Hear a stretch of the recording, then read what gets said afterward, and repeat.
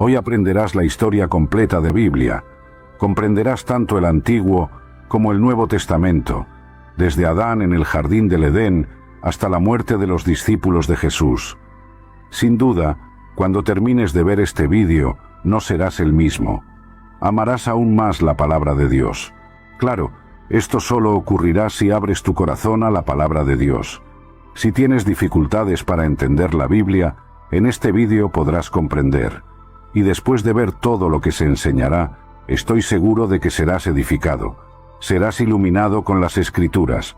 Todo lo que se enseña aquí está contenido en el libro Panorama de la Historia Cristiana, escrito por el pastor Hernández Díaz López. Todo comenzó en el principio. Antes del inicio, solo existía Dios. Él nunca dejó de existir. Existe desde la eternidad. Él no tuvo origen, es el origen de todo. No fue creado, es el creador de todas las cosas. No comenzó a existir, es el Padre de la eternidad. La eternidad es un atributo exclusivo de Dios. En el principio, Dios creó los cielos y la tierra. En el sexto día, Dios creó al hombre a su imagen y semejanza, y del hombre creó a la mujer. Adán y Eva fueron creados perfectos, puros e inocentes.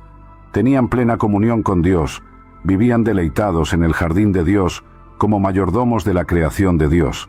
Sin embargo, cayeron en pecado, y toda la raza humana fue precipitada en ese abismo de depravación total. Pues todos estábamos en Adán. Adán y Eva tuvieron dos hijos, Caín y Abel. Por envidia, Caín mató a su hermano, convirtiéndose en el primer homicida y fratricida de la historia. Más tarde, Adán y Eva tuvieron otro hijo, Set. De él comenzó a surgir una descendencia santa que se volvió hacia Dios. No tardó, sin embargo, en que la tierra se llenara de maldad y violencia. Dios entonces decidió eliminar de la faz de la tierra al hombre que había creado. Pero había un justo, Noé. Por eso, Dios derramó el juicio mediante el diluvio, salvando a Noé, a su mujer y a sus tres hijos, Sem, Cam y Jafé, con sus respectivas esposas, en un arca construida por ellos. Por medio de los hijos de Noé, Dios recomenzó el poblamiento de la tierra, dando inicio a los diversos pueblos. Sem se convierte en el padre de las naciones semitas. C se convierte en el progenitor de las naciones africanas y asiáticas, y Jafé en el tronco de las naciones europeas. Más tarde, Dios elige una familia para formar el pueblo que sería el instrumento para traer al mundo al Mesías prometido. Llama a Abraham de Ur de los Caldeos. Este deja su tierra y su parentela, y se convierte en un peregrino de la fe, levantando altares a Dios por donde pasaba. Siguió con Abraham su sobrino Lot, que llegó a ser padre de dos naciones, los amonitas y los moabitas. Cuando Abraham salió de Harán, tenía 75 años. Dios prometió que tendría un hijo, el hijo de la promesa, y sería padre de una nación numerosa, y en él serían benditas todas las familias de la tierra. Abraham esperó 11 años sin que la palabra de Dios se cumpliera. Entonces, Sarai, su mujer, dejando de creer en la promesa divina, entregó a su sierva Agar para cohabitar con Abraham. Nació así Ismael, que llegó a ser padre de una nación numerosa, el pueblo árabe, enemigo histórico del pueblo de Israel. Cuando Abraham tenía 99 años, Dios se le apareció y le ordenó salir de su tienda y contar las estrellas del cielo. Entonces le dijo que su descendencia sería tan numerosa como las estrellas del cielo y la arena del mar, pero también que su posteridad sería esclava por un período de 430 años. Dios cambia el nombre de Abraham, gran padre, a Abraham, padre de una nación numerosa. Cuando el hijo de la promesa aún no había nacido, estaba Abraham con 100 años, y su mujer Sarai con 90 años, cuando Isaac nació. Isaac se casó con Rebeca, que era estéril. Después de 20 años de casados, Rebeca fue curada y les nacieron dos hijos gemelos, Esaú y Jacob. Esaú se convirtió en padre de los edomitas, y Jacob, que en su conversión recibió el nombre de Israel, se convirtió en padre de los israelitas. Jacob tuvo 12 hijos y una hija. Por medio de José, el penúltimo hijo, la familia de Jacob se mudó a Egipto con 70 personas. Allí, Habitaron la tierra de Gosén, una región fértil. Esas 70 personas se multiplicaron de manera asombrosa. Después de 400 años en Egipto, salieron de allí bajo el liderazgo de Moisés, con 600.000 hombres, sin contar mujeres y niños, es decir, alrededor de 2 millones de personas. La peregrinación por el desierto hacia la tierra prometida, que debía hacerse en 3 meses, llevó 40 años debido a la incredulidad del pueblo. De los 12 espías que fueron a conocer la tierra prometida, 10 regresaron con un informe pesimista e incitaron y amotinaron al pueblo contra Dios y Moisés. Ante los gigantes de esas tierras, se sintieron como saltamontes y se empequeñecieron, dudando del poder de Dios. Entonces, Dios los castigó severamente, condenando a todo ese pueblo a perecer en el desierto, permitiendo que solo Josué y Caleb, los espías creyentes, entraran en la tierra prometida. El pueblo de Israel anduvo en círculos en el desierto durante 40 años, un año por cada día que espiaron la tierra. El desierto se convirtió en el mayor cementerio del mundo, donde pereció toda aquella generación que salió de Egipto, excepto los 2 hombres que se atrevieron a confiar en Dios. Tras los 40 años de peregrinación, tenemos 6 años de conquista de la tierra bajo el liderazgo de Josué, pero aún quedaba mucha tierra por conquistar. Josué, siervo de Moisés, introdujo al pueblo en la tierra prometida por un llamado de Dios y por una capacitación extraordinaria. Después de la muerte de Josué, comienza una larga fase de 330 años de gobierno teocrático, llamado Período de los Jueces. Fue un tiempo de gran inestabilidad espiritual y de altibajos en la vida de Israel. En el tiempo de los jueces, el pueblo hacía lo que le venía en gana. Debido a la dureza del corazón del pueblo de Israel, éste fue oprimido por muchos enemigos. En ese tiempo, Dios levantó líderes de gran talla como Gedeón, Jefté, Sansón y Samuel. Después de ese largo período, vino una nueva fase, la monarquía. El pueblo de Israel, mirando a las naciones vecinas, pidió un rey. El pueblo ya no quería que Dios gobernara sobre él. Samuel, el último juez, entonces unge a Saúl como rey sobre Israel. Saúl gobierna por 40 años. Comienza bien y termina mal. Abre las cortinas de su gobierno con humildad, pero luego se rinde a la soberbia, a la crueldad y finalmente a la rebeldía y a la apostasía. Después de él, David reina en su lugar, también por 40 años, trasladando la capital de Israel de Hebrón a Jerusalén. Su gobierno es exitoso. David fortaleció su reino y se convirtió en el rey más destacado de Israel. Acumuló fortunas, conquistó tierras, venció ejércitos, caminó con Dios. Fue un hombre según el corazón de Dios. A pesar de pecar gravemente contra Dios, contra su familia y contra su pueblo, se arrepintió y fue perdonado por Dios. De su línea vino el Mesías. Tras su muerte, Salomón, su hijo, reina en su lugar por 40 años. Pidió a Dios sabiduría, y Dios le dio sabiduría y riquezas. Se convirtió en un hombre notorio en su tiempo. Edificó el templo de Jerusalén y disfrutó de paz en su gobierno. Sin embargo, debido a sus muchas mujeres, su corazón se corrompió. Solo en la vejez, Salomón se volvió hacia Dios y se arrepintió de su pecado. Así, tuvimos 120 años de Reino Unido. Saúl cayó en las redes de la hechicería, David en la trampa del adulterio, y Salomón en las garras de la idolatría. Dios atendió al deseo del corazón del pueblo, dándole reyes, pero el pueblo tuvo que sufrir las consecuencias de esa insensata elección. Tras la muerte de Salomón, el reino se dividió porque su hijo Roboam se negó a tener en cuenta el clamor del pueblo para aliviar los impuestos abusivos. La pompa, el fausto y el lujo del gobierno salomónico eran sostenidos por los brazos de los trabajadores. Ellos, estrangulados por impuestos exorbitantes, aprovecharon la transición de gobierno para reivindicar cambios.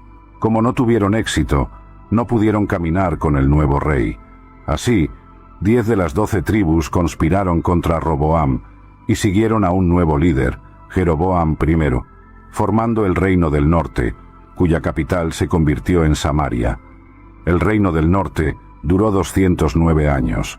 Este reino tuvo 19 reyes, provenientes de 8 diferentes dinastías. Ninguno de estos reyes fue piadoso. Todos se apartaron de Dios y siguieron los caminos de Jeroboam I. Este rey decidió usar la religión por intereses políticos, temiendo que sus súbditos buscaran Jerusalén para adorar en el templo y fueran así atraídos políticamente por los reyes de Judá. Jeroboam I decidió construir templos en el reino del norte, en Betel, Gilgal y Berbea. En ellos colocó un becerro de oro e indujo al pueblo a adorarlo como si fuera el propio Dios. Todos los 19 reyes del reino del norte siguieron ese camino. Todos fueron impíos y perversos. Ninguno buscó a Dios. El Señor levantó, en ese tiempo, algunos profetas para denunciar el pecado de los reyes de la nación y de los profetas de la conveniencia, así como de los sacerdotes sobornados por dinero.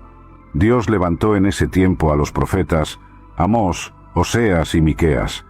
Ellos valientemente confrontaron los desvíos de la nación, desde el palacio a las chabolas, desde los templos rivales al comercio, desde las calles a los campos. Denunciaron la corrupción política y alzaron la voz contra la religión prostituta. Lanzaron el libelo acusatorio de Dios contra los poderes ejecutivo y legislativo que se habían corrompido. Denunciaron la injusticia social y la opresión económica. Convocaron al pueblo al arrepentimiento, pero sus mensajes cayeron en oídos sordos. En el reinado de Acab, por medio de su mujer Jezabel, se difundió en Israel la perniciosa creencia en Baal, el dios cananeo de la prosperidad. En ese tiempo, Dios levantó al profeta Elías para desenmascarar a esa divinidad pagana y derribar la credibilidad del ídolo abominable. Aún en ese reino, Dios llamó a Eliseo para reemplazar a Elías y llevar a cabo un ministerio prodigioso. Pero como Israel no quiso escuchar la voz de Dios, el Señor usó el lenguaje de la vara y trajo a Asiria contra la nación de Israel. Asiria fue la vara de la ira de Dios contra Israel. Era un imperio expansionista, guerrero y sanguinario. Siempre que dominaba un pueblo, practicaba barbaries y atrocidades contra los dominados. Normalmente, al entrar en una ciudad o villa, dejaba los cuerpos mutilados, apilando cabezas en la puerta de las ciudades conquistadas, exponiendo a las personas a la más amarga ignominia.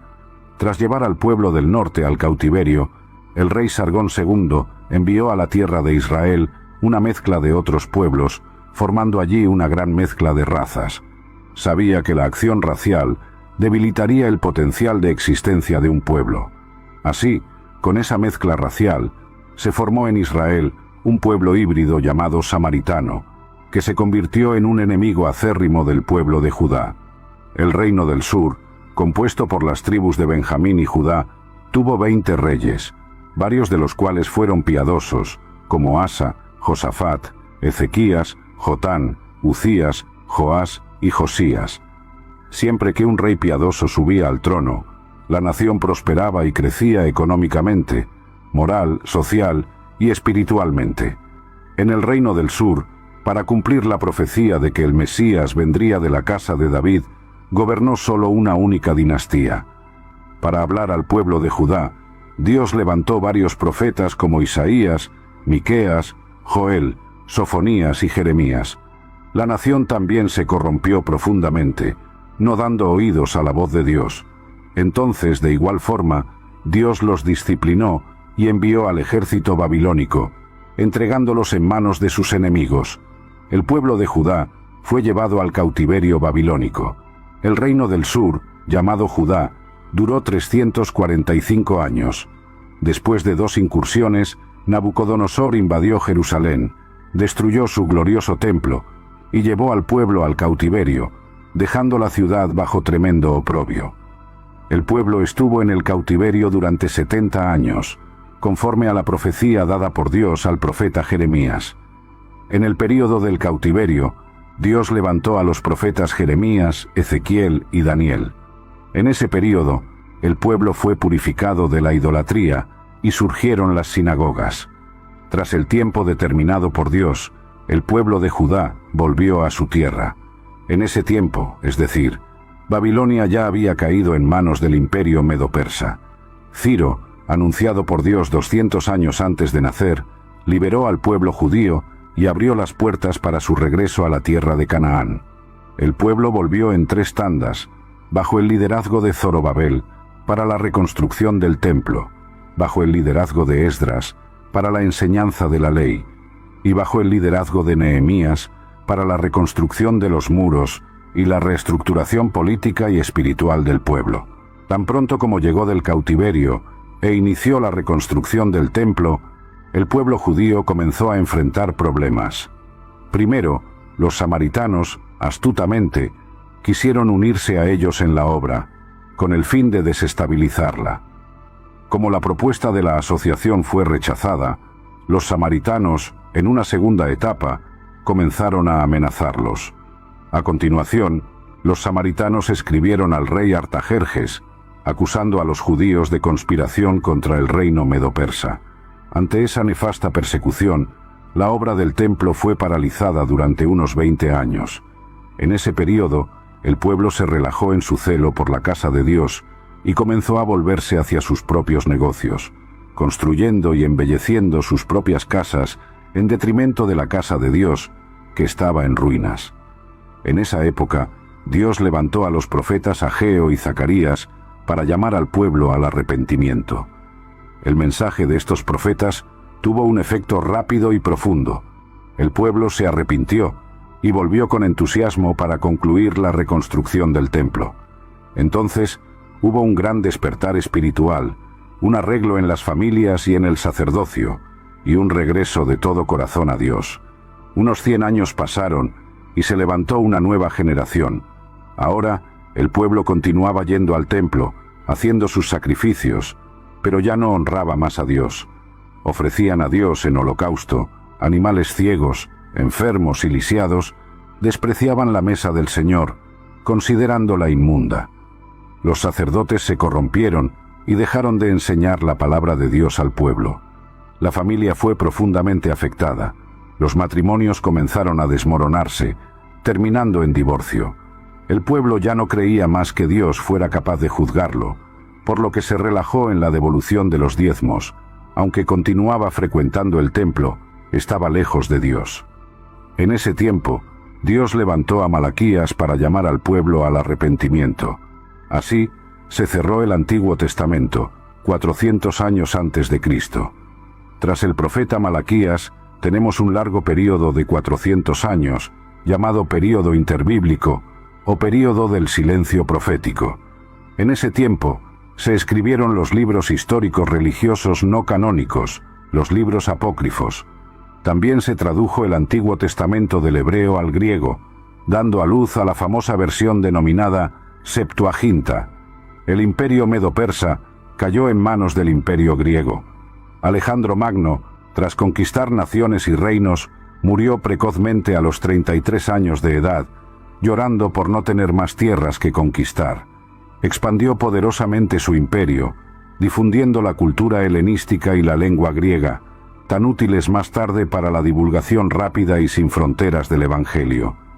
Con la muerte de Alejandro, el reino cayó en manos de 4 generales, siendo importante destacar el dominio de los tolemaicos egipcios y de los seleucidas sirios, que siempre estuvieron en conflicto. Israel fue dominado ora por uno, ora por otro.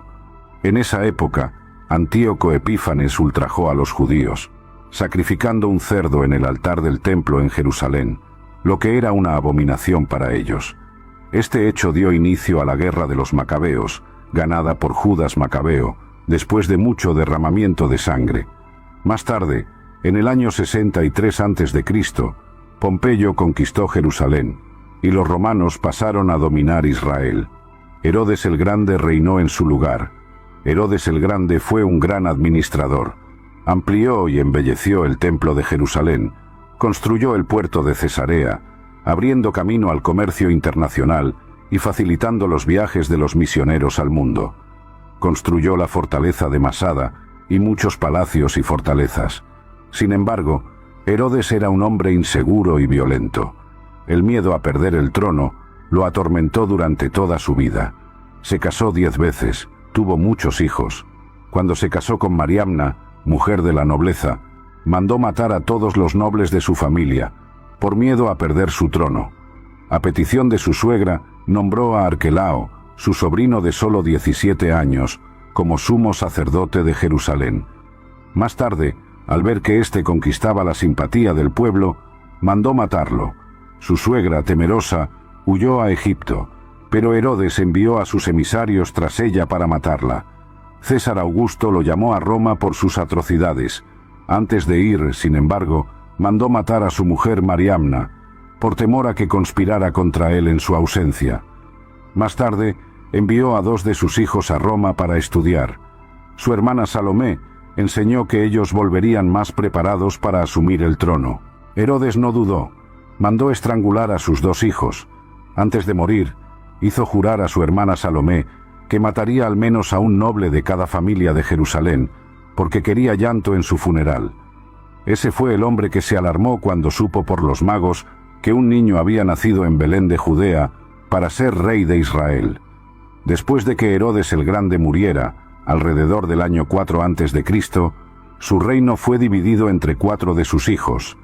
Arquelao, uno de los hijos de Herodes, reinaba sobre Judea, Samaria y Edom. Fue un pésimo rey.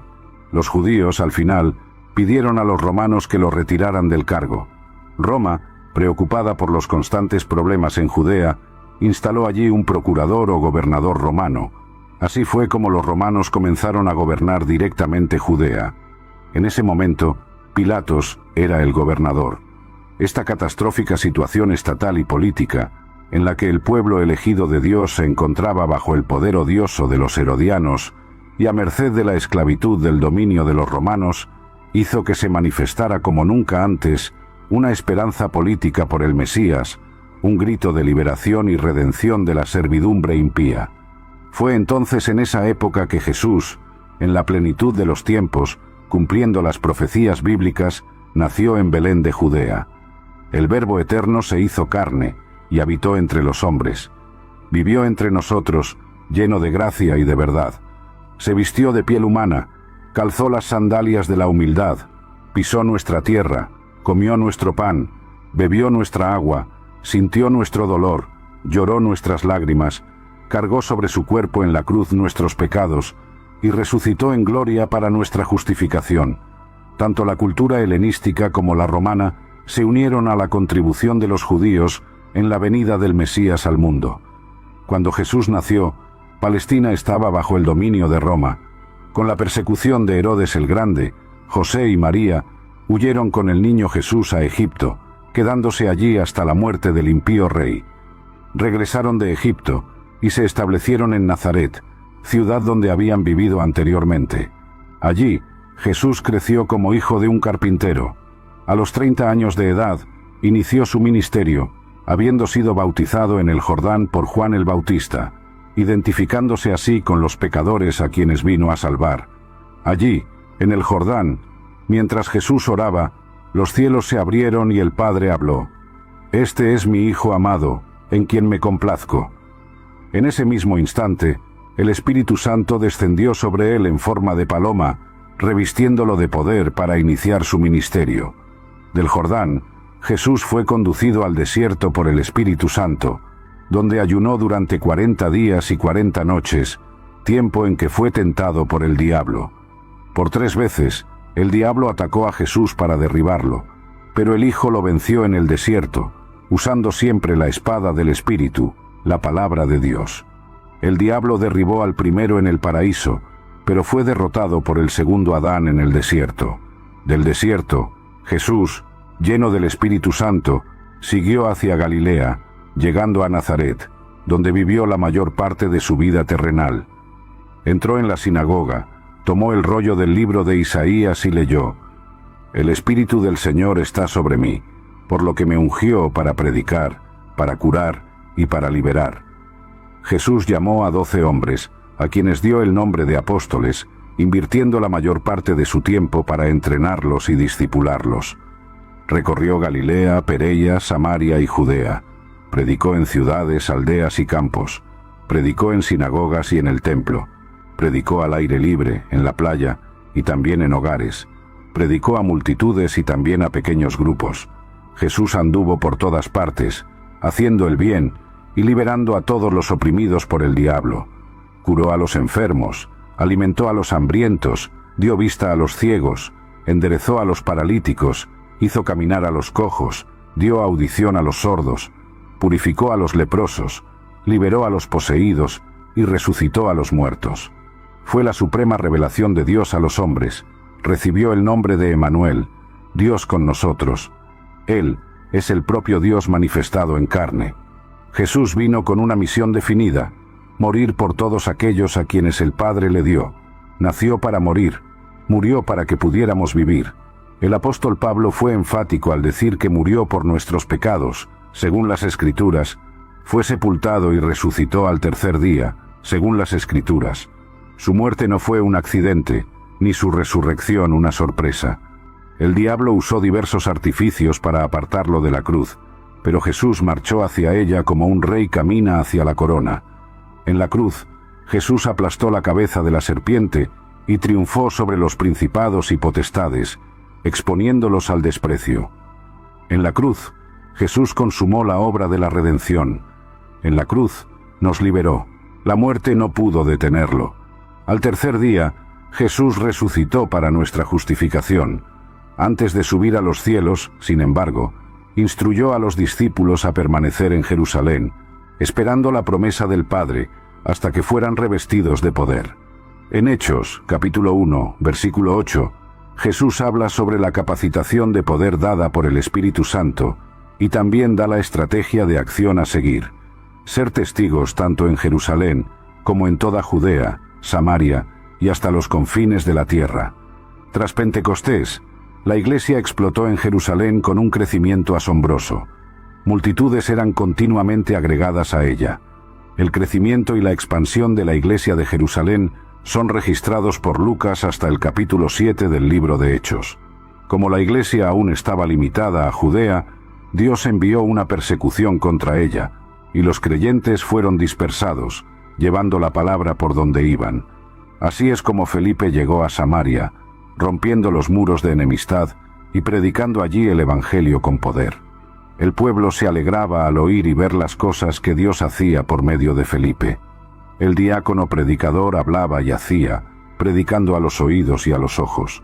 Por la imposición de manos de los apóstoles Pedro y Juan, los samaritanos también recibieron el Espíritu Santo.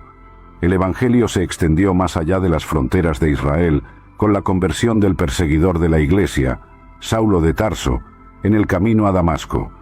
Más tarde, una iglesia gentil, la iglesia de Antioquía de Siria, se convirtió en la madre de las misiones transculturales.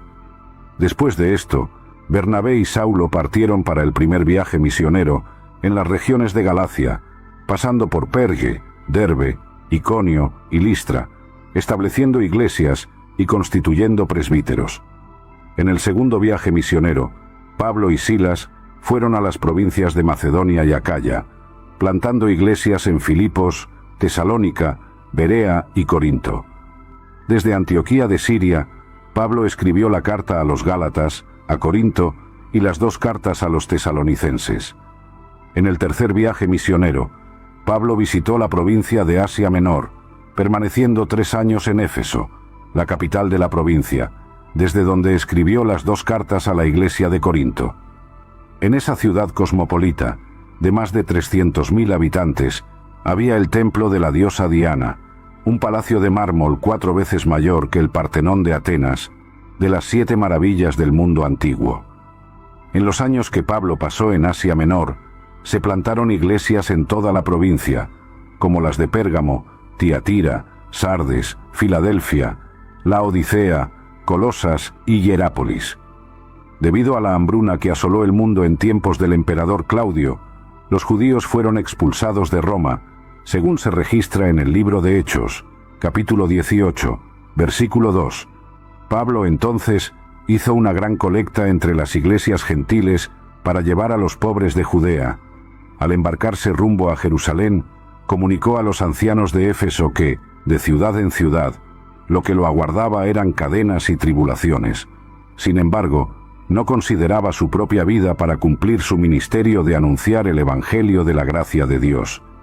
Antes de embarcar hacia Jerusalén, escribió su epístola más robusta, la Carta a los Romanos, donde compartió su deseo de visitar la capital del imperio y compartir con la Iglesia la palabra, siendo por ella enviado hasta España.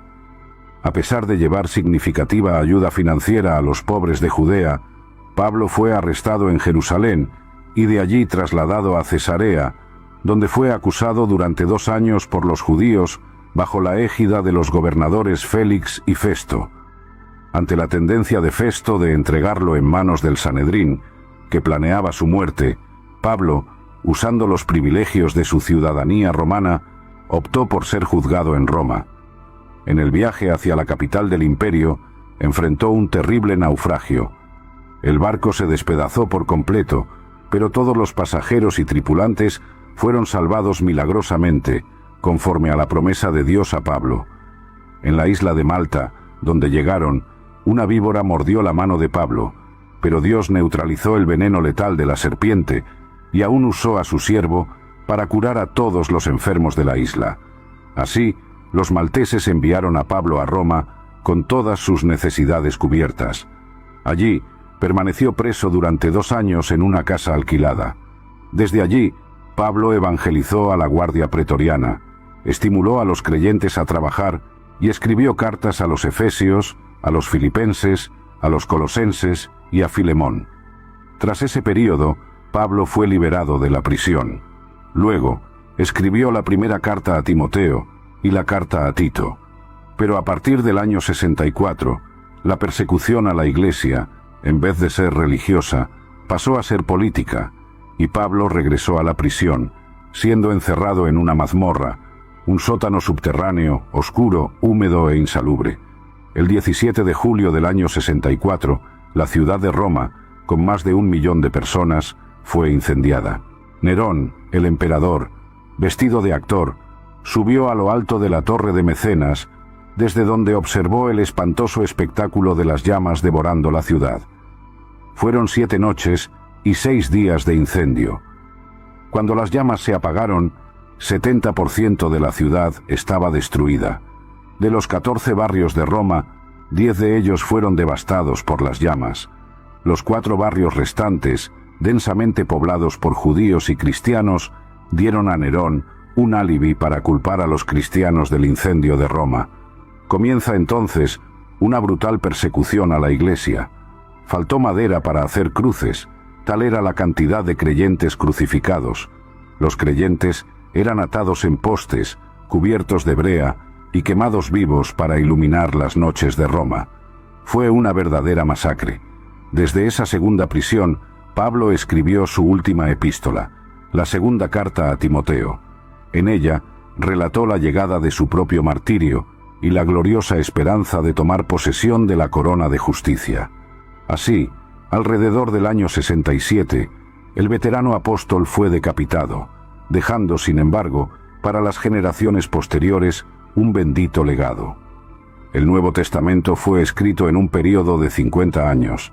Tenemos 4 libros biográficos, los 4 evangelios, y 3 son sinópticos, es decir, vistos desde una misma perspectiva, Mateo, Marcos y Lucas. El énfasis de Mateo es presentar a Jesús como Rey de los judíos, escrito para los judíos, tiene el mayor volumen de citas del Antiguo Testamento y es el más judío de los evangelios. El énfasis de Marcos es presentar a Jesús como siervo, escrito para los romanos. Es el evangelio que se concentra en las obras de Jesús más que en sus enseñanzas. El evangelio de Lucas enfatiza a Jesús como Hijo del Hombre, escrito para los griegos, por un médico gentil, historiador y viajero. Tiene como propósito presentar el retrato de Jesús como el hombre perfecto. Por eso, Lucas es el evangelista que más habla de la vida de oración de Jesús y de su ministerio realizado en el poder del Espíritu Santo. Juan, ya al final del primer siglo, para refutar el gnosticismo, una perniciosa herejía que negaba la divinidad de Cristo, con un enfoque diferente de los demás, prueba que Jesús es verdaderamente Dios y verdaderamente hombre. Juan seleccionó 7 milagros realizados por Jesús y 7 declaraciones «Yo soy», probando que Jesús es en verdad Dios. También tenemos los Hechos de los Apóstoles, que relatan hechos relacionados con la Iglesia primitiva, desde su nacimiento hasta su expansión a la ciudad de Roma. 3 iglesias lideraron ese avance: Jerusalén, Antioquía y Éfeso.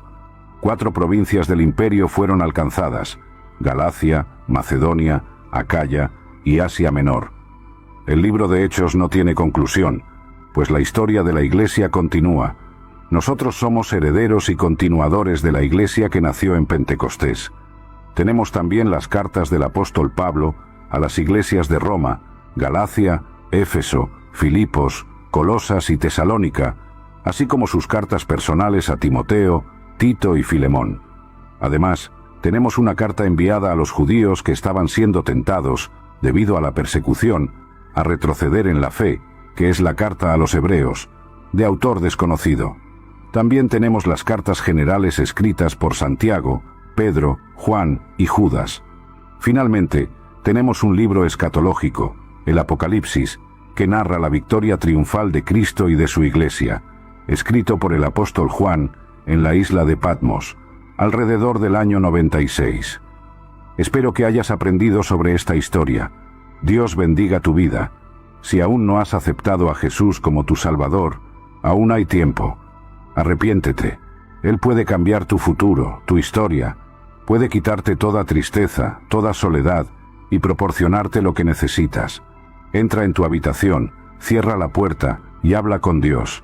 Él te escuchará. Dios te bendiga.